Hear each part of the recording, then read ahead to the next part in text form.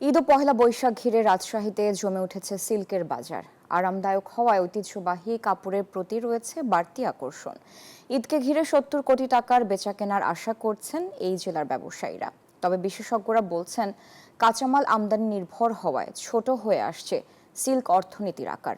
মতিউর মর্তুজার তথ্য ও চিত্রে desk report. নিপুণ হাতে ঘুরছে চরকি, চলছে সিল্ক সুতা তৈরির কাজ। দরজায় ঈদ কড়া নাড়তেই রাজশাহীতে জমে উঠেছে সিল্কের বাজার। ঈদ ও বৈশাখে বাড়তি চাহিদা থাকায় কারখানা ও শোরুমগুলোতে ব্যস্ততা বেড়েছে।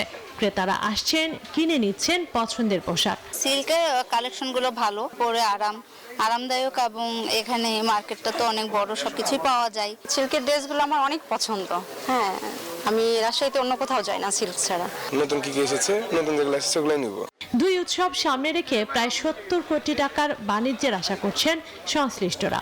আল্লাহর রহমতে এখন পর্যন্ত আমরা ভালো কাস্টমার আসছে এবং বেচাকেনাও ভালো হচ্ছে। থ্রি পিস, পাঞ্জাবি বা ছোট ছোট বাচ্চার ড্রেসগুলো কিনছে। বৈশাখ এবং ঈদ পাশাপাশি হওয়ার কারণে আমরা প্রোডাকশন বহুত পরিমাণ করছি।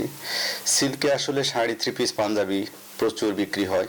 অর্থনীতিবিদরা বলছেন, অতিমাত্রায় কাঁচামাল আমদানি নির্ভরতায় জৌলুস হারানোর পাশাপাশি ছোট হয়ে আসছে সিল্ক অর্থনীতির আকার। বিভিন্ন জায়গায় যে শিল্পের যে বিভিন্ন সেন্টার ছিল, সেই সেন্টারগুলো বন্ধ।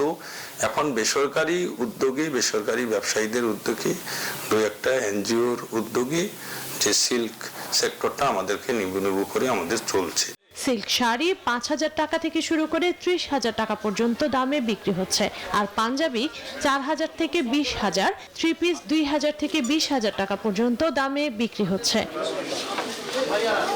Desk report, news 24।